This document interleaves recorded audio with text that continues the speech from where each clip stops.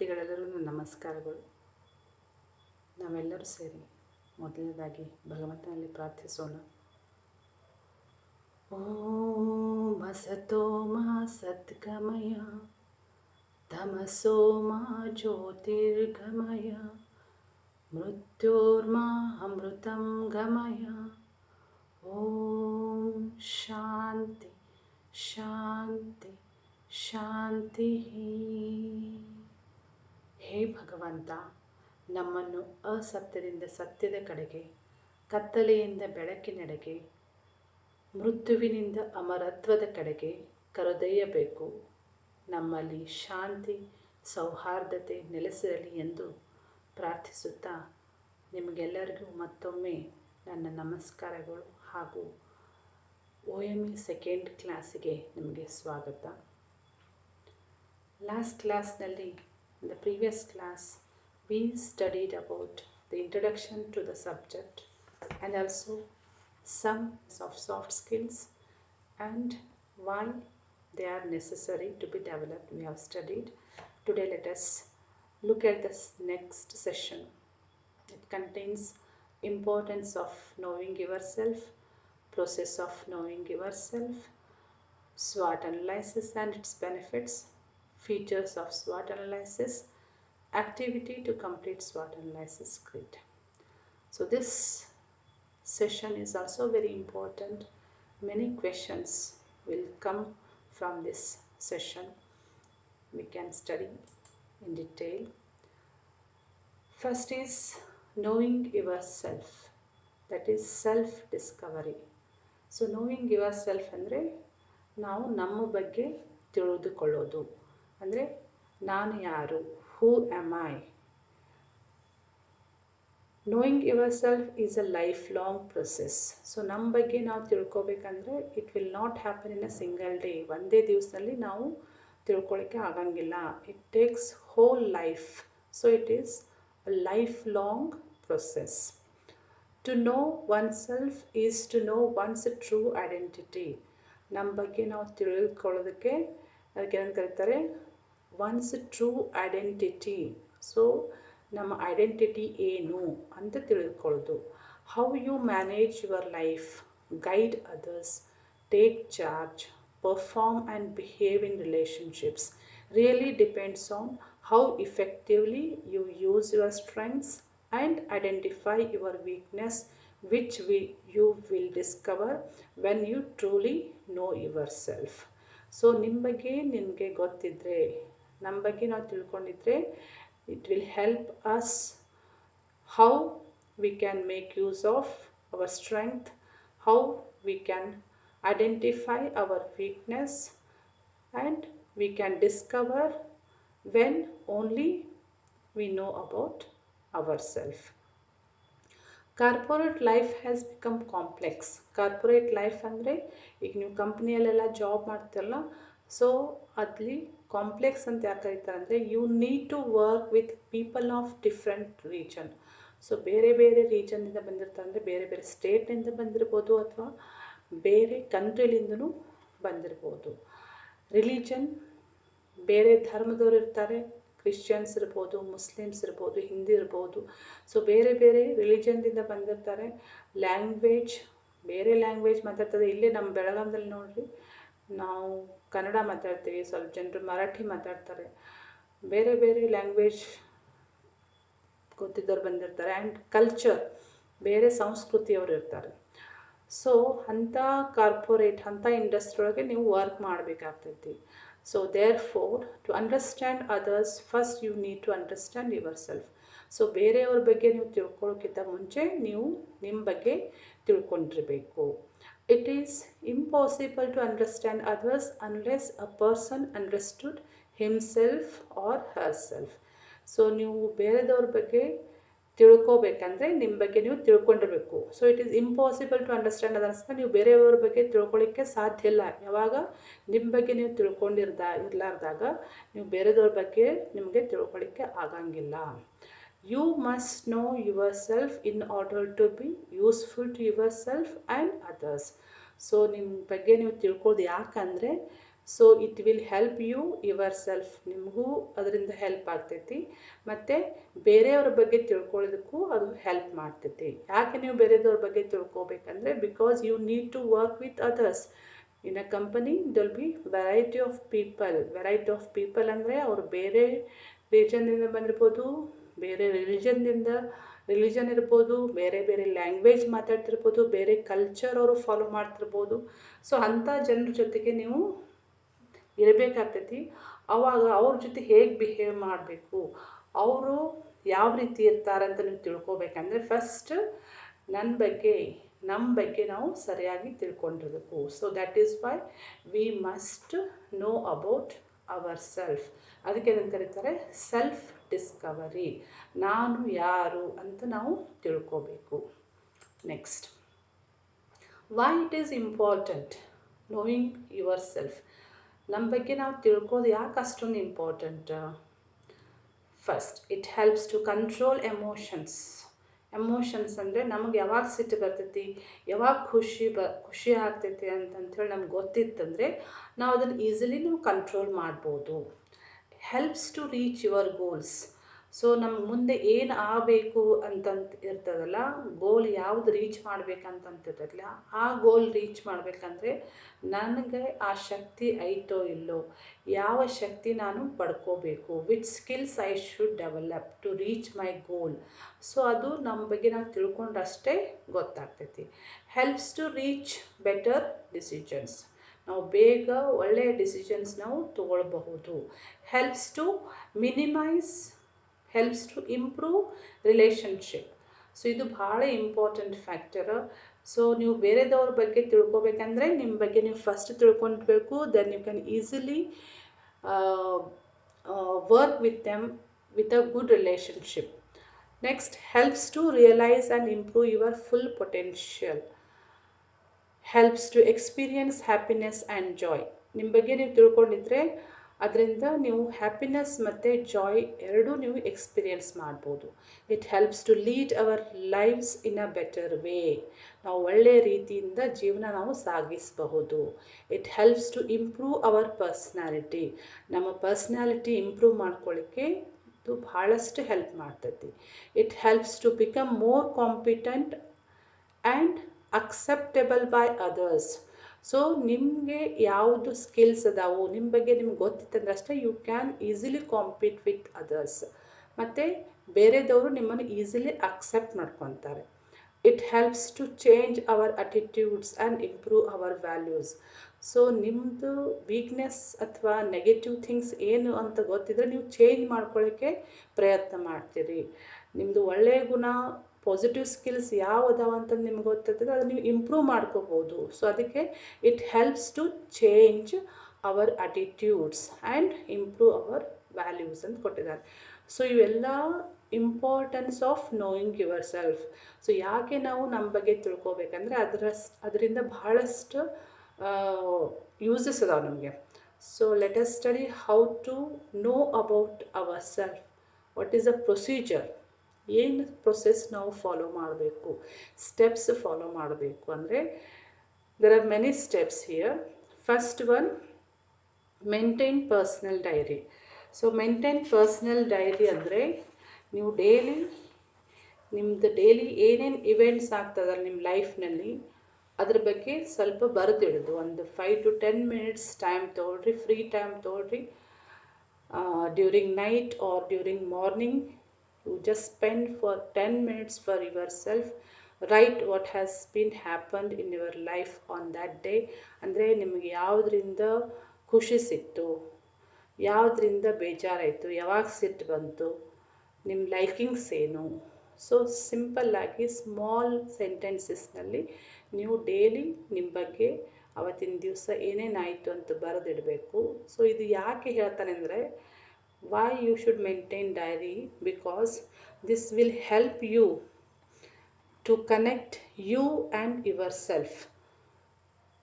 ಕನ್ನಡದಲ್ಲಿ ಹೇಳಬೇಕಂದ್ರೆ ನಿಮ್ಮ ಆತ್ಮ ಪರಮಾತ್ಮನ ಜೊತೆ ಕನೆಕ್ಟ್ ಆಗಲಿಕ್ಕೆ ಹೆಲ್ಪ್ ಮಾಡ್ತೈತಿ. ಆವಾಗ ನಿಮ್ಮ ಬಗ್ಗೆ ನೀವು ಜಾಸ್ತಿ ತಿಳ್ಕೊತೀರಿ. ಸೊ ನಿಮ್ಗೆ ಯಾರಿಗಾದರೂ ರೂಢಿ ಇರದೇ ಹೋಗಿದ್ರೆ ಡೈರಿ ಮೇಂಟೈನ್ ಮಾಡೋದು it is a good practice. So from today only you start writing your personal diary. It will take hardly 10 minutes. Sit at a quiet place and remember what all the things are happened to you, what are your likes, which bothers you ಅಂದರೆ ನಿಮ್ಗೆ ಯಾವಾಗ ಬೇಜಾರಾಗ್ತೈತಿ, ಯಾವಾಗ ಹೆದರಿಕೆ ಆಗ್ತೈತಿ, ಯಾವಾಗ ಖುಷಿ ಸಿಗ್ತೈತಿ ಅಂತಂಥೇಳಿ ಸ್ವಲ್ಪ ನೀವು ಲಿಸ್ಟ್ ಔಟ್ ಮಾಡ್ಕೊತ ಹೋಗ್ರಿ. ಸೊ ಅದರಿಂದ ನೀವು ಭಾಳಷ್ಟು ನಿಮ್ಮ ಬಗ್ಗೆ ತಿಳ್ಕೊಳ್ಳಿಕ್ಕೆ ಹೆಲ್ಪ್ ಆಗ್ತೈತಿ. Next practice meditation. So meditation ಅಂದರೆ ನೀವು ಅನ್ಕೋತಿರ್ಬೋದು ಧ್ಯಾನ ಮಾಡೋದು ಅಲ್ಲ ಅಂತಂಥೇಳಿ, ಅದು ಬರೀ ಸಾಧು ಸಂತರಷ್ಟೇ ಮಾಡ್ತಿದ್ರು, ಅವರಷ್ಟೇ ಮಾಡೋದು ಅಂತಂತ ನೀವು ಅಂದ್ಕೊಂಡಿರ್ಬೋದು. ಆದರೆ ಅದು ಬರೀ ಸಾಧು ಸಂತರಷ್ಟೇ ಮಾಡುವಂಥದ್ದಲ್ಲ, ನಾವು ಎಲ್ಲರೂ ಮಾಡಿದ್ರೆ ಅದು ನಮಗೆ ಒಳ್ಳೆಯ ರಿಸಲ್ಟ್ ಕೊಡ್ತೈತಿ. At least for the student life every one must know how to do the meditation. So meditation basically ಕನ್ನಡದಲ್ಲಿ ನಾವು ಧ್ಯಾನ ಅಂತ ಕರಿತೀವಿ. It is basically focusing on the breath. Breath ಅಂದರೆ ನಾವು ಉಸಿರಾಟ ಮಾಡ್ತೀವಲ್ಲ, ಪ್ರಾಣವಾಯು, ಅದನ್ನು ನಾವು ಹೇಗೆ ತಗೊಳ್ತೀವಿ, ಹೇಗೆ ಹೊರಗೆ ಬಿಡ್ತೀವಿ, ಅದ್ರ ಮೇಲೆ ಡಿಪೆಂಡೆಂಟ್ ಆಗುತ್ತೆ. ಸೊ ಉಸಿರಾಟದ ಕ್ರಿಯೆ ಕಡೆ ನಾವು ಲಕ್ಷ್ಯ ಕೊಡೋದು, focusing on your breath and breathing deeply ಅಂದರೆ ಉಸಿರನ್ನು ಜೋರಾಗಿ ತಗೊಳ್ಳೋದು ಮತ್ತು ಸಾವಕಾಶವಾಗಿ ಬಿಡೋದು. ಸಾವಕಾಶವಾಗಿ ತಗೊಂಡು ಸಾವಕಾಶವಾಗಿ ಬಿಡೋದು ಡೀಪ್ ಬ್ರೀದಿಂಗ್ ಅಂತ ಕರೀತಾರೆ. ಮತ್ತು ಅದರ ಕಡೆ ನಾವು ಗಮನ ಕೊಡೋದು. So it is a very simple process, every one can follow it. So ನೀವು ಪ್ರತಿಯೊಬ್ಬರು ನೀವು ಡೈಲಿ ಒಂದು 10 ನಿಮಿಷ ಆದರೂ ಮೆಡಿಟೇಷನ್ ಟೈಮ್ ಕೊಡ್ರಿ. ಸೊ ಮೆಡಿಟೇಷನ್ ಮಾಡೋದ್ರಿಂದ ನಿಮಗೆ ರಿಲ್ಯಾಕ್ಸೇಷನ್ ಸಿಗ್ತೈತಿ, ಆಕ್ಸಿಜನ್ ನೀವು ಜಾಸ್ತಿ ತೊಗೊತೀರಿ, ಹೆಲ್ತ್ ಇಂಪ್ರೂವ್ ಆಗ್ತೈತಿ. ಅಷ್ಟೇ ಅಲ್ಲದೆ ನಿಮ್ಮದು ಕಾನ್ಸಂಟ್ರೇಷನ್ ಪವರ್ನು ಹೆಚ್ಚಾಗ್ತೈತಿ ಮತ್ತು ಸ್ಟ್ರೆಸ್ಸು ರಿಲೀಸ್ ಮಾಡ್ಕೋಬೋದು. ನಾವು ಸ್ಟ್ರೆಸ್ ಮ್ಯಾನೇಜ್ಮೆಂಟ್ ಅಂತಂದು ಕಲ್ತೀವಿ, ಹೇಗೆ ಮಾಡಬೇಕು ಟಿಪ್ಸ್ ಅಂತ ನಾವು ಕಲ್ತೀವಿ. ಸೊ ಸ್ಟ್ರೆಸ್ ಮ್ಯಾನೇಜ್ಮೆಂಟಲ್ಲಿ best way to minimise the stress is meditation. So daily 10 minutes either in morning or evening, just sit at the quiet place, be relaxed, relax your body and just concentrate on your breath and take deep breathing.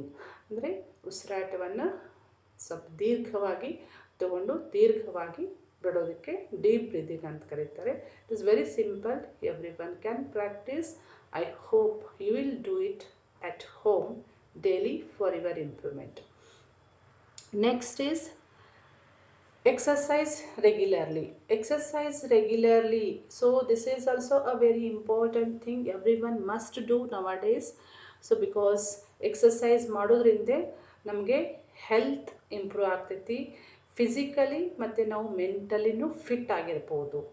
So daily ಒಂದು half an hour ನೀವು exercise ಮಾಡ್ಬೋದು. Next go for walk regularly. Suppose ನಿಮಗೆ exercise ಮಾಡಲಿಕ್ಕೆ ಆಗದೆ ಹೋದರೆ ಆವಾಗ ನೀವು walking ಮಾಡ್ಬೋದು. ಒಂದು half an hour, minimum half an hour, 30 to 45 minutes. First fast walking is necessary and that will also change your mood, reduce the stress. Next, do some riding and driving. So ಇಲ್ಲಿ ನಿಮಗೆ ಇದು ಮಜಾ ಅನ್ನಿಸ್ಬೋದು. So riding and driving ಮಾಡೋದ್ರಿಂದ ನಿಮಗೆ hard ಬೇಜಾರು ಅನಿಸಿದಾಗ ನಿಮಗೆ ಸ್ವಲ್ಪ mood ಬದಲಾವಣೆ ಮಾಡಲಿಕ್ಕೆ you can make use of this. So riding ಮಾಡಿದಾಗ ಅಥವಾ ಡ್ರೈವಿಂಗ್ ಮಾಡಿದಾಗ you can, if you love music, ನಿಮ್ಮ ಮ್ಯೂಸಿಕ್ ಇಷ್ಟಪಟ್ಟರೆ ಸಾಫ್ಟ್ ಮ್ಯೂಸಿಕ್, ಲೈಟ್ ಮ್ಯೂಸಿಕನ್ನು ನೀವು ಹಾಕ್ಕೊಂಡು ಕೇಳ್ತಾ ನೀವು ಡ್ರೈವಿಂಗ್ ಅಥವಾ ರೈಡಿಂಗ್ ಮಾಡಿದರೆ so that will change your mood, you will be relaxed. Next do some outings. So outings ಅಂದರೆ ಸೈಟ್ ಸೀಯಿಂಗ್ ಇರ್ಬೋದು, ಟ್ರಿಪ್ಸ್ ಇರ್ಬೋದು. 1 day ಅಥವಾ 2 days ನೀವು ಟ್ರಿಪ್ಸ್ ಹಾಕ್ಕೊಂಡು ನೀವು ಸ್ವಲ್ಪ ನಿಮ್ಮ ಲೈಫ್ನಲ್ಲಿ ಬದಲಾವಣೆ ಬೇಕಂದರೆ, ಚೇಂಜ್ ಬೇಕಂದರೆ, ಅಥವಾ ಫಾರ್ ಎಕ್ಸಾಂಪಲ್ ಎಕ್ಸಾಮ್ಸ್ ಆದಮೇಲೆ ಅಥವಾ ಟೆಸ್ಟ್ ಆದಮೇಲೆ ಕಂಟಿನ್ಯೂಸ್ ಆಗಿ ಏನೋ ಹಾರ್ಡಾಗಿ ವರ್ಕ್ ಮಾಡಿದ್ದು, if you want to get some relaxation, change ಬೇಕಪ್ಪ ಅಂತಂತ ಅನಿಸಿದಾಗ it is better you do some outings. So your mind will be refreshed. Next, develop some hobbies. So hobbies ಅಂದರೆ ನಿಮ್ಗೆ ಗೊತ್ತಿರ್ಬೋದು ಯಾವ್ಯಾವ ನಿಮ್ಮ ಹಾಬೀಸ್ ಅಂತಂತ ಹೇಳಿ. So it may be drawing, it may be painting, some of you may be having a hobby of reading general books and stamp collection ಇರ್ಬೋದು, ಬೇರೆ ಬೇರೆದವ್ರು ಬೇರೆ ರೀತಿ ಹಾಬೀಸ್ ಇರ್ತಾವೆ. So develop you if you are not having the hobbies, it is better to develop the hobbies. Hobbies ಅಂದ್ರೇನು, ನೀವು ಖುಷಿಯಾಗಿ ಮಾಡುವಂಥ ಕೆಲಸ ಇನ್ ಯುವರ್ ಲೀಸರ್ ಟೈಮ್, ಅಂದರೆ ಫ್ರೀ ಟೈಮ್ದಲ್ಲಿ ನೀವು ಯಾವುದು ಖುಷಿ ಪಟ್ಟು ಇಂಟ್ರೆಸ್ಟ್ಲೆ ಯಾವುದು ಮಾಡ್ತಿರಲ್ಲ ಅದಕ್ಕೆ ಹಾಬಿ ಅಂತ ಕರೀತಾರೆ. ಟಿ ವಿ ನೋಡೋದು it is not hobby, it is not a hobby, but painting, drawing, singing, dancing, so these all with your interest what you do, they are called as hobbies. It is better to develop them, and when you are free, when you are having a leisure time, you can make use of these hobbies to pass the time, which gives you more relaxation and more joy for you. Next, develop new interest. So ಇದು ಭಾಳ important thing ನಿಮ್ಮ ಲೈಫ್ನಲ್ಲಿ. ಹೊಸ interest ನೀವು develop ಮಾಡ್ಕೋಬೇಕು, ಬರೀ ಮಾಡಿದ್ದೇ ಮಾಡ್ತಾ ಹೋಗಬಾರ್ದು. ಅಂದರೆ ಯಾವುದೇ ನೀವು ಕೆಲಸ ಮಾಡಿದ್ರು ಅದರಲ್ಲಿ ಹೊಸದಾಗಿ ಏನಾದರೂ ಇಂಟ್ರೆಸ್ಟ್ ತೊಗೊಂಡು ಕ್ರಿಯೇಟಿವಿಟಿ ಬೆಳೆಸ್ಕೋಬೋದು. ಅದಕ್ಕೆ ಏನು ಕರಿತೀವಿ ಅಂದರೆ ಸೃಜನಶೀಲತೆ ಅಂತ ನಾವು ಕರಿತೀವಿ ಕನ್ನಡದಲ್ಲಿ. So creativity is a very important skill nowadays. Everyone will expect from you in industry especially. So ಇಂಡಸ್ಟ್ರಿಯಲ್ಲಿ ನೀವು ಜಾಬ್ ಮಾಡಬೇಕಾದಾಗ ನೀವೇನಾದರೂ ಹೊಸದಾಗಿ ಮಾಡಿ ತೋರಿಸಿದ್ರೆ, ಅದೇ ರಿಸಲ್ಟ್, ಅದೇ ವರ್ಕ್ ನೀವು ಹೊಸ ಅಪ್ರೋಚ್ ಕೊಟ್ಟರೆ, ಹೊಸ ಔಟ್ಪುಟ್ ಕೊಟ್ಟರೆ, so you will be recognised. So ಈ ರಿಕಗ್ನಿಷನ್ನಿಂದ ನಿಮಗೆ ಪ್ರಮೋಷನ್ ಸಿಗ್ಬೋದು. So you can go high in your position. So it will help you to put you up in the in your profession. So ನಿಮ್ಮ ಹತ್ರ ಏನಾದರೂ creativity skills ಇದ್ದರೆ ಅದನ್ನ ಚೆನ್ನಾಗಿ ಉಪಯೋಗ ಮಾಡ್ಕೊಳ್ರಿ. So it will help you a lot. So this is about process of knowing your self. So step by step ನೀವು ಇದನ್ನು ಫಾಲೋ ಮಾಡಬೇಕು. ನಿಮ್ಮ ಬಗ್ಗೆ ನೀವು ತಿಳ್ಕೋಬೇಕು. ಯಾಕೆ ತಿಳ್ಕೋಬೇಕಂತಂತ ಹೇಳಿ ನಾವು ಕಲ್ತಿವಾಗಲೇ. So next, SWOT analysis. So SWOT analysis and its benefits ಕಲಿಯೋನೀಗ. SWOT means S stands for strength, W stands for weakness, O stands for opportunities, and T stands for threats. ಇಲ್ಲಿ ನಿಮಗೆ SWOT ನಿಮಗೆ ಎಕ್ಸಾಂಪಲ್ ಕೊಡಬೇಕಂದ್ರೆ, personally strength ನಿಮ್ಮದು hard working ಇರ್ಬೋದು, reading books ಇರ್ಬೋದು, attending classes regular ಅಂದರೆ ನಿಮ್ಮ ರೆಗ್ಯುಲಾರಿಟಿನೂ ನಿಮ್ಮದು ಸ್ಟ್ರೆಂಗ್ತ್ ಆಗ್ತೈತಿ. If you are good at communication skill, it also is your strength. So there will be many strengths. Next, weakness. So ಪ್ರತಿಯೊಬ್ಬ ಮನುಷ್ಯನಲ್ಲಿ ಸ್ಟ್ರೆಂಗ್ತ್ ಇದ್ದಂಗೆ ವೀಕ್ನೆಸ್ಸೂ ಇದ್ದೇ ಇರ್ತಾವೆ. ವೀಕ್ನೆಸ್ ಯಾವ ಇರ್ತಾವೆ ಅಂದರೆ, ಹೆಚ್ಚಾಗಿ not attending the classes regular, ಅಂದರೆ ಇರ್ರೆಗ್ಯುಲರ್, ಲೆಸ್ ರೈಟಿಂಗ್, ಬರೀಲಿಕ್ಕೆ ಭಾಳ ಬೇಜಾರು ಮಾಡ್ಕೊಂಡ್ರೆ ಪುವರ್ ರೈಟಿಂಗ್ ಇರ್ತೈತಿ, ಅಥವಾ ಹ್ಯಾಂಡ್ ರೈಟಿಂಗ್ ಸರಿ ಇರದೇ ಇರ್ಬೋದು. Less concentration, poor communication skills, ಅಂದರೆ ಬೇರೆದವ್ರ ಜೊತೆ ಮಾತಾಡಬೇಕಂದ್ರೆ ಹೆದರ್ತಾ ಇರೋದು, ಅಥವಾ ಕಮ್ಯುನಿಕೇಟ್ ಮಾಡಲಿಕ್ಕೆ ಹಿಂಜರಿಕೆ ಇಟ್ಕೊಳ್ಳೋದು, ಅದಕ್ಕೆ ಪುವರ್ ಕಮ್ಯುನಿಕೇಷನ್ ಸ್ಕಿಲ್ ಅಂತ ಕರೀತಾರೆ. So these all will be considered as weaknesses of a person. Next, opportunities. So ನಿಮಗೆ ಏನು ಅಪಾರ್ಚುನಿಟೀಸ್ ಇರ್ಬೋದು, after diploma you may go for a higher education, engineering ಮಾಡ್ಬೋದು, that is also opportunity for you.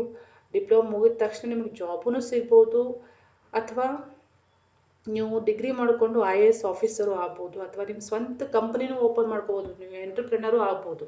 So ಇವೆಲ್ಲ ನಿಮಗೆ opportunities ಅಂತಂತ ತೊಗೋಬೋದು. Next, threat. ಅಂದರೆ ನಿಮ್ಗೆ ಯಾವುದರಿಂದ ಹೆದರಿಕೆ ಆಗ್ತೈತಿ, because nowadays there is a more competition. So ಕಾಂಪಿಟೇಷನ್ನಿಂದ ನಿಮಗೆ ಹೆದರಿಕೆ ಆಗ್ಬೋದು, ಅಥವಾ ಜಾಬ್ ಲಿಮಿಟೆಡ್ ವೇಕೆನ್ಸೀಸ್.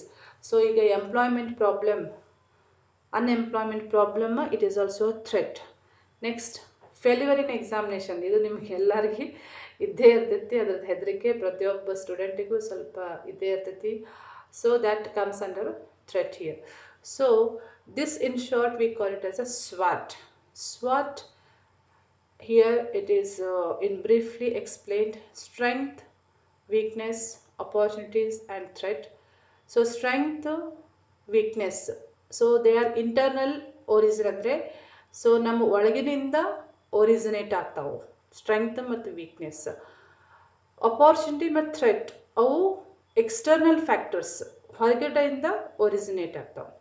ನೆಕ್ಸ್ಟ್ ಇದರಲ್ಲಿ ನಮ್ಗೆ ಯಾವುದು ಹೆಲ್ಪ್ ಮಾಡ್ತಾವೆ ನಮ್ಮ ಲೈಫ್ನಲ್ಲಿ, ನಮ್ಮ ಸ್ಟ್ರೆಂಗ್ತ್ ಮತ್ತು ಅಪಾರ್ಚುನಿಟೀಸ್ ವಿಲ್ ಹೆಲ್ಪ್ ಅಸ್, ಅದಕ್ಕೆ ಹೆಲ್ಪ್ಫುಲ್ ಫ್ಯಾಕ್ಟರ್ಸ್ ಅಂತ ನಾವು ತೊಗೊತೀವಿ.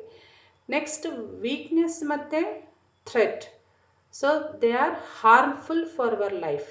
ಸೊ ನಮ್ಮದು ವೀಕ್ನೆಸ್ ಇರ್ಬೋದು ಅಥವಾ ಥ್ರೆಟ್ ಇರ್ಬೋದು, ದಟ್ ವಿಲ್ ಹಾರ್ಮ್ ಅಸ್, ಅದಕ್ಕೆ ಅವು ಹಾರ್ಮ್ಫುಲ್ ಫ್ಯಾಕ್ಟರ್ಸ್ ಅಂತ ತೊಗೊತೀವಿ. Okay, let us analyse this ಸ್ವಾಟ್. ಸೊ ಯಾಕೆ ನಾವು ಇದನ್ನು ಯೂಸ್ ಮಾಡಬೇಕು, ಭಾಳ ಚೆನ್ನಾಗಿದೆ ನೋಡಲಿ. It is a framework for analysing your strength, weakness, opportunities and the threat. So ಇದು ಫ್ರೇಮ್ವರ್ಕ್ ಅಂತ ನಾವು ಯೂಸ್ ಮಾಡ್ಕೋಬಹುದು. ಯಾಕೆಂದರೆ it helps to focus on your strength and minimise the weakness and take the greatest possible advantage of opportunities available to overcome threats. So ನಮಗೆ ನಮ್ಮ strength ಗೊತ್ತಿತ್ತಂದರೆ ಅದ್ರ ಮೇಲೆ ನಾವು ಫೋಕಸ್ ಮಾಡ್ಬೋದು, ಅಂದರೆ ನಾವು ಅದನ್ನು ಇನ್ನೂ ಇಂಪ್ರೂವ್ ಮಾಡ್ಕೋಬೋದು. ನಿಮ್ದು ಹಾರ್ಡ್ ವರ್ಕಿಂಗ್ ಸ್ಟ್ರೆಂಗ್ತ್ ಇತ್ತಂದರೆ ಇನ್ನೂ ಚೆನ್ನಾಗಿ ಕೆಲಸ ಮಾಡೋದು, ಹಾರ್ಡ್ ವರ್ಕ್ ಜಾಸ್ತಿ ಮಾಡೋದು, ಅದಕ್ಕೆ ಇಂಪ್ರೂವ್ ಮಾಡ್ಕೋಬೋದು. Minimise the weakness. So weakness ನಿಮ್ದು ಸಪೋಸ್ ಕಮ್ಯುನಿಕೇಷನ್ ಸ್ಕಿಲ್ಸ್ ವೀಕ್ ಇತ್ತಂದರೆ ಅದನ್ನೇ ಜಾಸ್ತಿ ಫೋಕಸ್ ಮಾಡೋದು, ಅದ್ರ ಮೇಲೆ ಜಾಸ್ತಿ ವರ್ಕ್ ಮಾಡೋದು, ಹಾರ್ಡ್ ವರ್ಕ್ ಮಾಡಿ ಸೊ ಅದನ್ನು ನೀವು ಕಡಿಮೆ ಮಾಡ್ಬೋದು. Next, take the greatest possible advantage of opportunities. ಈಗ ಸಪೋಸ್ ನಿಮ್ಮ ಸ್ಟ್ರೆಂಗ್ತ್ ಕಮ್ಯುನಿಕೇಷನ್ ಸ್ಕಿಲ್ ಇತ್ತಂದರೆ ಅದ್ರದ್ದು ಅಡ್ವಾಂಟೇಜ್ ತೊಗೊಳ್ಬೋದು. ನಿಮ್ಮದು ಜಾಬ್ನಲ್ಲಿ it may become a advantage, ಅಂದರೆ it may become a opportunity for you to get a job. Next, overcome threats. So ನಿಮ್ಮದು examination fear ಇತ್ತಂದರೆ, ಅದಕ್ಕೆ ಥ್ರೆಟ್ ಇತ್ತಂದರೆ ಅದನ್ನು ಹೆಂಗೆ ಓವರ್ಕಮ್ ಮಾಡಬೇಕು. Suppose if you are having a good hard working skill, ನೀವು ಒಳ್ಳೆಯ ಸ್ಕಿಲ್ ಇತ್ತಂದರೆ, ಹಾರ್ಡ್ ವರ್ಕಿಂಗ್ ಸ್ಕಿಲ್ ಇತ್ತಂದರೆ ಅದನ್ನು ಯೂಸ್ ಮಾಡಿಕೊಂಡು ಹಾರ್ಡ್ ವರ್ಕ್ ಮಾಡಿ ಚೆನ್ನಾಗಿ ಓದ್ಕೊಂಡು ನೀವು ಎಕ್ಸಾಮಿನೇಷನ್ ಫೇಸ್ ಮಾಡಿ ಪಾಸ್ ಆಗ್ಬೋದು. ಅದಕ್ಕೆ ನಾವು ಓವರ್ಕಮ್ ಥ್ರೆಟ್ಸ್ ಅಂತ ಕರಿತೀವಿ. So this is how the ಸ್ವಾಟ್ is analysed. And here you can see that strength ಮತ್ತು weakness they are internal factors, opportunities explore ಮಾಡ್ತಿರಲ್ಲ ಮತ್ತು ಥ್ರೆಟ್ ಓವರ್ಕಮ್ ಮಾಡೋದು, these are external factors. So positive factors ಯಾವಾಗ್ತಾವ ಅಂದರೆ strength ಮತ್ತು opportunities, they are positive factors for you. Negative ಅಂದರೆ harmful ಯಾವು, weakness ಮತ್ತು threat, they are negative factors. The same thing is given in this format, you can easily understand both are same, but when it is asked in the examination, try to draw this diagram. It is from the textbook given. Next, what are the benefits of SWOT analysis? So SWOT analysis ನೀವು ಮಾಡೋದ್ರಿಂದ you can easily first understand about yourself, and when you can understand about yourself, it will help you to understand others. ಅಷ್ಟೇ ಅಲ್ಲದೆ ಭಾಳಷ್ಟು benefits ಇದಾವೆ. It is ಸ್ಕೇಲೇಬಲ್, ನೀವು measure ಮಾಡ್ಬೋದು ಇದನ್ನು. It is simple to the participants, ಅಂದರೆ ನೀವು participate ಮಾಡಿದರೆ ಸಿಂಪಲ್ ಅಂದರೆ ನೀವು ಅದನ್ನು ನಿಮ್ಮ ಸ್ಟ್ರೆಂಗ್ತ್ ಏನು ವೀಕ್ನೆಸ್ ಏನು ನೀವು ಅನಲೈಸ್ ಈಸಿಲಿ ನೀವು ಮಾಡ್ಬೋದಲ್ಲ, ಅದಕ್ಕೆ ಸಿಂಪಲ್ ಅಂತ ಕರೀತಾರೆ. They can grasp the concepts and process easily. So ಕಂಪ್ನಿಯಲ್ಲಿ ವರ್ಕ್ ಮಾಡೋರಿಗೂ ಇದನ್ನು ಸ್ವಾಟ್ ಅನಲೈಸಿಸ್ ಮಾಡಲಿಕ್ಕೆ ಹೇಳ್ತಾರೆ. ದೇ ಸ್ವಾಟ್ ಅನಲೈಸಿಸ್ ಮಾಡೋದು it is very easy, they can grasp it very easily. It can be practiced at individual and corporate level, ಅಂದರೆ ನೀವು personally ಸ್ವಾಟ್ analysis ಮಾಡ್ಬೋದು ಅಥವಾ corporate ಲೆವೆಲಲ್ಲೂ ಸ್ವಾಟ್ analysis ಮಾಡ್ಬೋದು. ಅದನ್ನು ನಾವು ಎಕ್ಸಾಂಪಲ್ ಕೊಡ್ತೀನಿ ನಾನು, ನೆಕ್ಸ್ಟ್ ಬರ್ತದೆ ನಿಮಗೆ. ಲೆಸ್ ಎಕ್ಸ್ಪೆನ್ಸಿವ್, ಇದಕ್ಕೇನು ಕಾಸ್ಟ್ ನೀವೇನು ದುಡ್ಡು ಕೊಡಬೇಕಂತಂತಿಲ್ಲ. ಒಂದು ಪೇಪರ್ ತೊಗೊಂಡು ನೀವು ಸ್ವಾಟ್ ಅನಲೈಸಿಸ್ ಬರೆದು ಬಿಡ್ಬೋದು. ಅದು ಅನಲೈಸಿಸ್ ಮಾಡಿ ನೀವು ಡಿಸಿಷನ್ ತೊಗೊಳಿಕ್ಕೆ ಈಸಿ ಆಗ್ತೈತಿ. ನೆಕ್ಸ್ಟ್, ಇನ್ಕ್ಲೂಸಿವ್ ಅಂದರೆ it allows the participation of team and results are more likely to represent the real environment. So ಎಲ್ಲರೂ ಇದರಲ್ಲಿ ಪಾರ್ಟಿಸಿಪೇಟ್ ಮಾಡ್ಬೋದು. ಮತ್ತು ರಿಸಲ್ಟ್ಸ್ ಏನು ಕೊಡ್ತೈತೆ ಅಂದರೆ the real picture it gives. Real pictures ಅಂದರೆ ನಿಮ್ಮದು ಬಗ್ಗೆ ನೀವು ಸರಿಯಾಗಿ ತಿಳ್ಕೋಬೋದು. ನೆಕ್ಸ್ಟ್, ಕಂಪ್ನಿ ಬಗ್ಗೆ ಅಂದರೆ ಕಂಪ್ನಿ ಯಾವ ಪೊಸಿಷನ್ದಲ್ಲಿ ಐತಿ, ಮುಂದೆ ಯಾವ ಲೆವೆಲಿಗೆ ರೀಚ್ ಆಗ್ಬೋದು. ಸೊ ಇದ್ರ ಬಗ್ಗೆ ನೀವು ಜಲ್ದಿ ಡಿಸಿಷನ್ ತೊಗೋಬೋದು. ನೆಕ್ಸ್ಟ್, ಫೀಚರ್ಸ್ ಆಫ್ ಸ್ವಾಟ್ ಅನಲೈಸಿಸ್. ಸೊ ಇದರಲ್ಲಿ ಏನು ಬರ್ತಾವೆ ನೋಡ್ರಿ. First, it is a source of information for strategic planning. Strategic planning ಅಂದರೆ ನೀವು ಮುಂದೆ ಕಾಂಪಿಟೇಷನ್ ಮಾಡಬೇಕಾದ್ರೆ, ಈಗ ನೀವು ಕಾರ್ಪೊರೇಟ್ ಲೆವೆಲಲ್ಲಿ ಜಾಬ್ ಮಾಡಬೇಕಾದ್ರೆ, ಕಂಪನಿಯೊಳಗೆ ಜಾಬ್ ಮಾಡಬೇಕಾದಾಗ will be many competitors. So competition ಮಾಡಲಿಕ್ಕೆ ನೀವು ಯಾವ ರೀತಿ ಪ್ಲ್ಯಾನ್ ಮಾಡ್ಕೋಬಹುದು ಅಂತಂತ ಹೇಳಿ ಇದು ನೀವು ಸ್ವಾಟ್ ಅನಲೈಸಿಸ್ ಮಾಡೋದ್ರಿಂದ ಈಸಿಲಿ ಗೊತ್ತಾಗ್ತೈತಿ. Strength and opportunities are helpful to achieve the objectives ಅಂದರೆ ನೀವು ಏನಾದರೂ ಒಂದು ಉದ್ದೇಶ ಇಟ್ಟುಕೊಂಡು ಕೆಲಸ ಮಾಡ್ತಿರ್ತೀರಿ. ಸೊ ಆ ಉದ್ದೇಶ ಫುಲ್ಫಿಲ್ ಮಾಡ್ಕೋಬೇಕಂದ್ರೆ, ಗೋಲ್ ರೀಚ್ ಮಾಡಬೇಕಂದ್ರೆ ಸ್ಟ್ರೆಂಗ್ತ್ ಮತ್ತು ಅಪಾರ್ಚುನಿಟೀಸು ಬಹಳಷ್ಟು ಹೆಲ್ಪ್ ಮಾಡ್ತಾವೆ ನಿಮಗೆ. ಮತ್ತು weakness and threats are harmful to achieve the objectives. So ನೀವು ಏನೇ ಗೋಲ್ ಸೆಟ್ ಮಾಡ್ಕೊಂಡಿದ್ರೆ, ಆಬ್ಜೆಕ್ಟಿವ್ ಸೆಟ್ ಮಾಡ್ಕೊಂಡಿದ್ರೆ, ಅದನ್ನು ರೀಚ್ ಮಾಡಬೇಕಂದ್ರೆ ಯಾವ ಸ್ಟಾಪ್ ಮಾಡ್ತಾವೆ ನಿಮಗೆ? ವೀಕ್ನೆಸ್ ಮತ್ತು ಥ್ರೆಟ್ಸ್. ಅದಕ್ಕೆ ಅವು harmful. Next, strength and weakness are internal origin. I have told you. So ನಿಮ್ಮ ಸ್ಟ್ರೆಂಗ್ತ್ ಮತ್ತು ನಿಮ್ಮ ವೀಕ್ನೆಸ್ ಅದು ನಿಮ್ಮ ಒಳಗಿನಿಂದ ಒರಿಜಿನೇಟ್ ಆಗಿರ್ತೈತಿ. Next, opportunities and threats are from external origin. ಅವು ಹೊರಗಿನಿಂದ ಒರಿಜಿನೇಟ್ ಆಗಿರ್ತಾವೆ. Next, builds the organization strengths. So ಸ್ವಾಟ್ ಅನಲೈಸಿಸ್ ಮಾಡೋದ್ರಿಂದ ಅವ್ರದ್ದು ಏನು ಸ್ಟ್ರೆಂಗ್ತ್ ಅಂತಂತ ತಿಳ್ಕೊಬೋದು, ಅಥವಾ ನಿಮ್ಮ ಪರ್ಸನಲ್ ಸ್ಟ್ರೆಂಗ್ತ್ ಏನಂತಂದು ತಿಳ್ಕೊಬೋದು. ಅದು ಗೊತ್ತಾಯ್ತು ಅಂದರೆ ಇನ್ನೂ ನೀವು ಅದ್ರ ಮೇಲೆ ಜಾಸ್ತಿ ಫೋಕಸ್ ಮಾಡಿಕೊಂಡು ಅದನ್ನು ನೀವು ಬಿಲ್ಡ್ ಮಾಡ್ಕೋಬೋದು. Next, it brings to light whether the business is healthy or sick. So ಇದ್ರ ಅನಲೈಸಿಸ್ ಮಾಡೋದ್ರಿಂದ ಬಿಸ್ನೆಸ್ ಪ್ರಾಫಿಟ್ನಲ್ಲಿದೆಯೋ ಅಥವಾ ಲಾಸ್ನಲ್ಲಿದೆಯೋ ಅಂತಂತೇಳಿ ನೀವು ತಿಳ್ಕೊಬೋದು. Next, an undertaking comes to know of both internal as well as external factors affecting its success or failure. So ನಿಮ್ಮ ಲೈಫ್ನಲ್ಲಿ personally success ಸಿಗ್ತೈತೆ ಅಥವಾ ಫೇಲ್ಯೂರ್ ಆಗ್ತೈತೆ ಅಂತ ನೀವು ತಿಳ್ಕೊಬೋದು ಸ್ವಾಟ್ ಅನಲೈಸಿಸ್ ಮಾಡಿ, ಅಥವಾ ಕಂಪ್ನಿದು ಸಕ್ಸಸ್ ಮತ್ತು ಫೇಲ್ಯೂರ್ ನೀವು ಅನಲೈಸ್ ಮಾಡ್ಬೋದು. It helps in the formation of strategy so as to make preparation for the possible threats from the competitors. So formation of strategy ಅಂದರೆ ನಿಮ್ಮದು ನೆಕ್ಸ್ಟ್ ಕಾಂಪಿಟೇಷನ್ ಮಾಡಲಿಕ್ಕೆ, ಅಂದರೆ ಸ್ಟ್ರಾಟಜಿ ಮೀನ್ಸ್ ಯುದ್ಧ ಕೌಶಲ್ಯದ. ಇಲ್ಲೇ ನೀವೇನು ಯುದ್ಧ ಮಾಡೋಕ್ಕೆ ಹೋಗಂಗಿಲ್ಲ, but there will be competition in the market because it is a global market. So everyone will be competitive with you people. Next, it evaluates the business environment in a detailed manner so as to take strategic decisions for the future course of action. So ಇದರಿಂದ ನೀವು evaluate ಮಾಡಿಕೊಂಡು ಮುಂದೆ ಫ್ಯೂಚರ್ನಲ್ಲಿ ಏನೇನು ನೀವು plan ಮಾಡ್ಕೋಬೋದು, ಏನೇನು decision ತೊಗೋಬೋದು ಅಂತಂಥೇಳಿ decide ಮಾಡಲಿಕ್ಕೆ ಈಸಿ ಆಗ್ತೈತಿ. ಸೊ ಇವೆಲ್ಲ ಫೀಚರ್ಸ್ ಆಫ್ ಸ್ವಾಟ್ ಅನಲೈಸಿಸ್. ನೆಕ್ಸ್ಟ್, ಯೂಸೇಜ್ ಆಫ್ ಸ್ವಾಟ್ ಅನಲೈಸಿಸ್. ಆಲ್ಮೋಸ್ಟ್ ಫೀಚರ್ಸ್ದಲ್ಲಿ ನಾವು ಆಲ್ಮೋಸ್ಟ್ ಅದ್ರದ್ದು ಯೂಸಸ್ಸನ್ನು ನೋಡ್ಕೊಂಡಿವಿ. While using the ಸ್ವಾಟ್ analysis, B realistic ಅಂದರೆ ನೀವು ಅದನ್ನು ಕರೆಕ್ಟಾಗಿ ಬರಿಬೇಕು. ನಿಮ್ಮದು ಸ್ಟ್ರೆಂಗ್ತ್ ಏನು, ವೀಕ್ನೆಸ್ ಏನು, ಸುಮ್ಮನೆ ಸುಳ್ಳು ಬರೆಯೋಂಗಿಲ್ಲ, ರಿಯಲ್ ಇದ್ದದಷ್ಟೇ ಬರಿಬೇಕು. Next, distinguish between where you are today and where you want to be in future. ಅಂದರೆ ಈಗ ನೀವು ಯಾವ ಪೊಸಿಷನ್ದಾಗಿದ್ದೀರಿ, ಇನ್ನೊಂದು ವರ್ಷ ಬಿಟ್ಟು ಯಾವ ಪೊಸಿಷನ್ಗೆ ಹೋಗಬೇಕು, ಇನ್ನೊಂದು 10 ವರ್ಷ ಬಿಟ್ಟು ಯಾವ ಪೊಸಿಷನ್ಗೆ ಹೋಗಬೇಕು, ಅದನ್ನು ನೀವು ಡಿಸ್ಟಿಂಗ್ವಿಶ್ ಮಾಡ್ಕೊಂಡ್ರೆ ಈಗಲೇ ನೀವು ಡಿಸೈಡ್ ಮಾಡ್ಕೋಬೇಕು. ನೆಕ್ಸ್ಟ್, ಫೈನಲಿ, ಕೀಪ್ ಯುವರ್ ಸ್ವಾಟ್ ಅನಲೈಸಿಸ್ ಶಾರ್ಟ್ ಆ್ಯಂಡ್ ಸಿಂಪಲ್. ಅಂದರೆ ಸ್ವಾಟ್ ಅನಲೈಸ್ ಅಂದರೆ ನಿಮ್ಮ strength, weakness, opportunities and threat ಅವೆಲ್ಲ ಲಿಸ್ಟ್ ಔಟ್ ಮಾಡಿಕೊಂಡು ಅದನ್ನು ಶಾರ್ಟ್ ಆಗಿಡಬೇಕು ಮತ್ತು ಸಿಂಪಲ್ ಆಗಿರಬೇಕು. ಅದು ನಿಮಗೆ ಗೈಡ್ ಆಗಿ ಯೂಸ್ ಆಗಬೇಕು. It should guide you. So for example, there is a ಸ್ವಾಟ್ ಅನಲೈಸಿಸ್ ಗ್ರಿಡ್ ಹಿಯರ್. ಸೊ ಇದನ್ನು ನೀವು ಸಿಂಪಲ್ ಆಗಿ ಇಟ್ಕೋಬೇಕು. ಈಗ ಸ್ಟ್ರೆಂಗ್ತ್ ಅಂದರೆ ನಿಮ್ಮದು ಭಾಳ ಸ್ಟ್ರೆಂಗ್ತ್ ಇರ್ತವೆ, ಅದರೊಳಗೆ ನಿಮ್ಮದು ಇಂಪಾರ್ಟೆಂಟ್ ಸ್ಟ್ರೆಂಗ್ತ್, ಹೈಯೆಸ್ಟ್ ಪ್ರಿಯಾರಿಟಿ, ಅದು ಒಂದು 5 ಲಿಸ್ಟ್ ಔಟ್ ಮಾಡ್ಕೊಳ್ರಿ. ವೀಕ್ನೆಸ್ಸೂ ಭಾಳಷ್ಟು ಇರ್ತಾವೆ, ಅದರೊಳಗೆ ಒಂದು ನಿಮ್ಮದು ಭಾಳ ನೀವು ಯಾವುದ್ರೊಳಗೆ ವೀಕ್ ಅಂತೀರಿ ಅದನ್ನು ಇಲ್ಲಿ ಲಿಸ್ಟ್ ಮಾಡ್ಕೊಡಿ, ಒಂದು 5. Opportunities similarly 5 to 6 threats. So this should be simple so that it will help you to analyze about yourself or about your company, and it will act as a guide for you to improve yourself or to improve the company. ಇಲ್ಲಿ ಒಂದು example ಇದೆ ನೋಡ್ರಿ. Personally suppose you have a strength in terms of hard working. So ನಿಮ್ಮದು strength hard working ಅಂತಂತಿತ್ತಂದರೆ, but weakness ಯಾವುದು? In English. So you are having a less understanding capacity in English subject, that is your weakness. But opportunity ಏನೈತೆ ನಿಮಗೆ?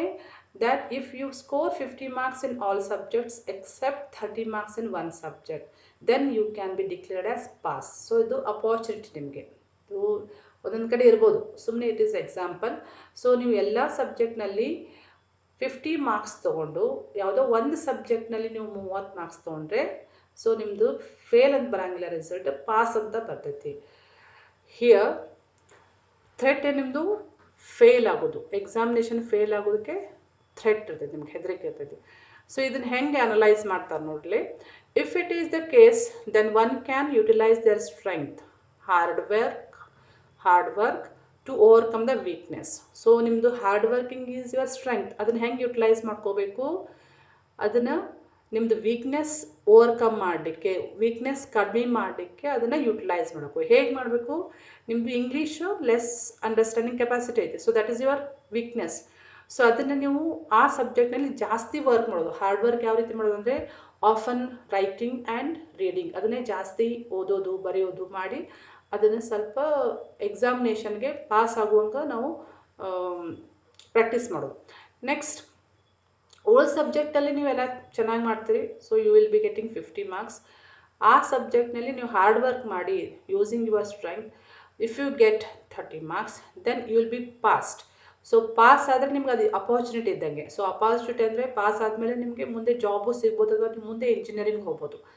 So to avoid the threat ಅಂದರೆ ನೀವು fail ಆಗೋದು threat, ಅದನ್ನು avoid ಮಾಡಲಿಕ್ಕೆ ಏನು ಮಾಡಬೇಕು ನೀವು, first you should focus on your strength, hard working, use that to minimise your weakness, that English subject, so that you can get the possible opportunity, that is after passing you will be getting the job. Then you can avoid the threat, that is fail aguanta threat annu avoid ಮಾಡಬಹುದು. So it is a very simple example which will explain you how the SWOT analysis can be utilized for your improvement in your life and also to analyze any problem for personally and also in a corporate level. Let us look at some questions to complete the grid here. Before that, some examples are given here. Some sample personal SWOT analysis grid example. So ಇಲ್ಲಿ ಒಬ್ಬ ಸ್ಟೂಡೆಂಟ್ದು SWOT analysis ಮಾಡಿದ್ದೆ. Strength ನೋಡ್ರಿ, here ambitious about IT career, strength quick learner, I apply things I learn, experience building PC, my brother works in web development so he can help with guidance in a web related career, problem solver, worked on fixing PC network. So ಅವರು ಏನೇನು strength ಅವ್ರು list ಮಾಡ್ಯಾರ ನೋಡಿ. Weakness ನೋಡಲಿ, no experience in IT related job, can forget thing if I don't apply them continuously, weak motivation at times, bad at public speaking, procrastination easily, ಅಂದರೆ procrastination ಅಂದರೆ postpone ಮಾಡೋದು, delay ಮಾಡೋದು, so depressive. So ಇವೆಲ್ಲ weakness list out ಮಾಡ್ಕೊಂಡಾರ, ಅವ್ರು ತಮ್ಮದು personal ಬರ್ದಾರೆ.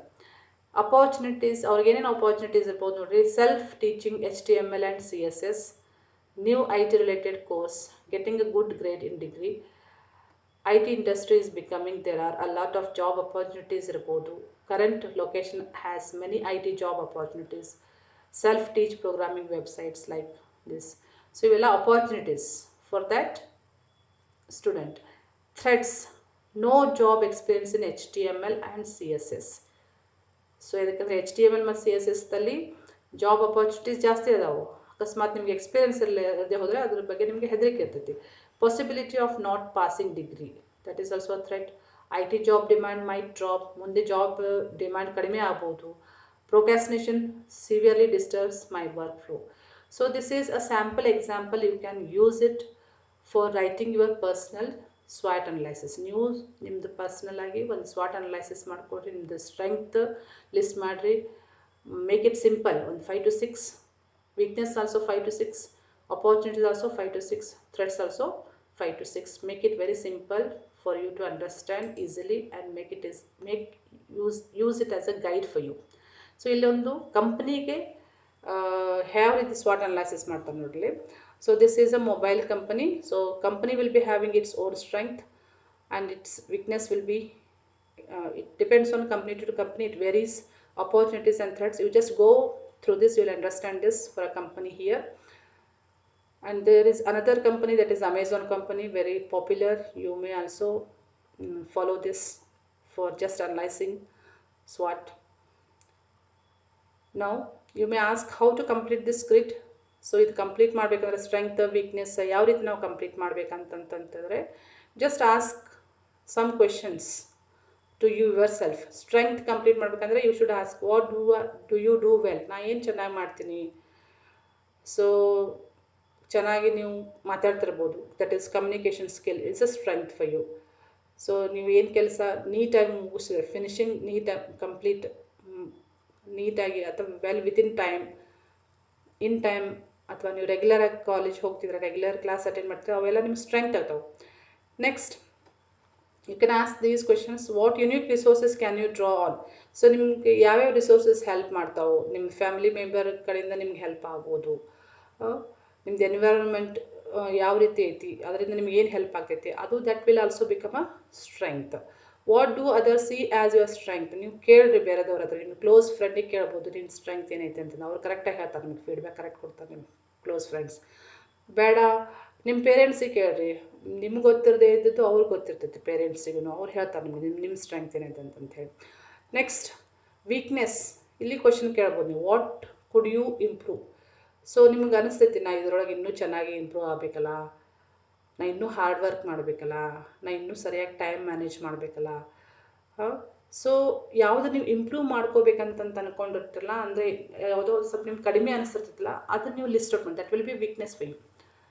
Next where do you have fewer resources then others. So ನಿಮ್ಮ ಕಡೆ ಏನಿಲ್ಲ ಬಟ್ ಬೇರೆದವ್ರ ಕಡೆ ಐತಿ, ಅವು ಯಾವ ಪಾಯಿಂಟ್ಸ್, ಅದು ನಿಮ್ಮದು ವೀಕ್ನೆಸ್ ಆಗ್ತೈತಿ. ನೆಕ್ಸ್ಟ್ ಅಪಾರ್ಚುನಿಟೀಸು ಕ್ವೆಶನ್ ಮಾಡಿಕೊಡ್ರಿ, what good opportunities are open to you. ಅಂದರೆ ನಿಮಗೆ ಜಾಬ್ ಅಪಾರ್ಚುನಿಟೀಸ್ ಇರ್ಬೋದು, ಅಥವಾ ಮುಂದೆ ಹೈಯರ್ ಡಿಗ್ರಿ ಹೋಗೋದು ಅಪಾರ್ಚುನಿಟಿ, ಅವೆಲ್ಲ ನಿಮ್ಗೆ ಅಪಾರ್ಚುನಿಟೀಸ್. ಅಥವಾ ನಿಮ್ಮ ಕಾಲೇಜಲ್ಲಿ ಸ್ಕಾಲರ್ಶಿಪ್ಪು ನಿಮ್ಗೆ ಸಿಗ್ತದಲ್ಲ, that is also opportunity for you. Next threats, what trends could harm you. ನಿಮ್ಗೆ ಯಾವುದರಿಂದ ತೊಂದರೆ ಆಗ್ತೈತಿ, ಅಥವಾ ನಿಮ್ಗೆ ಎಕ್ಸಾಮಿನೇಷನ್ನಿಂದ ಹೆದರಿಕೆ ಇರ್ಬೋದು, ಅಥವಾ ಕಾಂಪಿಟೇಷನ್ನಿಂದ ಹೆದರಿಕೆ ಇರ್ಬೋದು. ಸೊ ಅದು ಯಾವ ಕಾಂಪಿಟೇಷನ್ ನಿಮ್ಗೆ ಹೆದರಿಕೆ ಆಗ್ತೈತಿ ಅವೆಲ್ಲ ನೀವು ಲಿಸ್ಟ್ ಔಟ್ ಮಾಡಿದ್ರೆ those will be threats. So these questions will help you to complete the SWOT analysis grid, and the grid is like this. So ಇದು ಗ್ರಿಡ್ ಈ ರೀತಿ ಟೇಬಲ್ ಹಾಕೊಳ್ರಿ. ನೀವು ಇದು ಪರ್ಸ್ನಲಿ ಒಂದು ಬರೀರಿ, ಬೀಯಿಂಗ್ ಅ ಸ್ಟೂಡೆಂಟ್, ನಿಮ್ಮ strength, weakness, opportunities, threats, and it is not a final SWOT analysis. ಇದು ಒಂದ್ಸಲ ಬರೋದು ಮುಚ್ಚಿಡುವಂಗಿಲ್ಲ. So after 1 month or after 6 months, you just open and see what are the strengths you are having now, what you were having previously, whether they have increased or not, so that you can focus on your strength. ಸ್ವಲ್ಪ ಜಾಸ್ತಿ improve ಮಾಡ್ಕೋಬೋದು. Weakness ಆದಷ್ಟು ಕಡಿಮೆ ಆಗಿರಬೇಕು, ಈಗ ಯಾಕಂದರೆ ನೀವು ಅವನ್ನ ಮುಂಚೆನೇ ಅನಲೈಸ್ ಮಾಡಿರ್ತಾರೆ ನಿಮ್ದು ಯಾವ ವೀಕ್ನೆಸ್ ಅಂತಂತ ಹೇಳಿ. ಸೊ ಈಗ ವೀಕ್ನೆಸ್ ಆದಷ್ಟು ಕಡಿಮೆ ಆಗಿರಬೇಕು. ನೆಕ್ಸ್ಟ್ ಅಪಾರ್ಚುನಿಟೀಸ್ ಜಾಸ್ತಿ ಆಗಿರ್ತಾವೆ ನಿಮಗೆ, ಯಾಕಂದರೆ ನಿಮ್ಮ ಸ್ಟ್ರೆಂಗ್ತ್ ಇಂಪ್ರೂವ್ ಮಾಡ್ಕೊಂಡು ಹೋಗಿರ್ತೀರಿ. ಸ್ಟ್ರೆಂಗ್ತ್ ಇಂಪ್ರೂವ್ ಆತಂದರೆ ನಿಮಗೆ ಅಪಾರ್ಚುನಿಟೀಸ್ನು ಜಾಸ್ತಿ ಇರ್ತಾವೆ. ಸೊ ಅಪಾರ್ಚುನಿಟೀಸ್ ಜಾಸ್ತಿ ಆದಂಗೆ ನಿಮಗೆ ಥ್ರೆಟ್ಸು ಕಡಿಮೆ ಆಗ್ತಾ ಹೋಗ್ತಾವೆ. You can see that when the strengths increases, opportunities will also increase and weakness will reduce. Similarly with that, threats will also reduce. So this should be in upward direction, this should be in a downward direction. Okay, you can remember some quotes on SWOT analysis.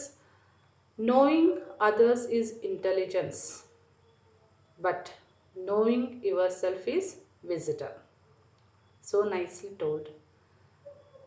Mastering others is strength, but mastering yourself is power. What refers to? It refers to strength, weakness, opportunities, and threats. So which is the right answer? It is A. Second question. Hard working, reading of books and attending the classes regularly. ಇವು ಎದ್ರೊಳಗೆ ಬರ್ತಾವೆ? Strength, weakness, opportunities, threat.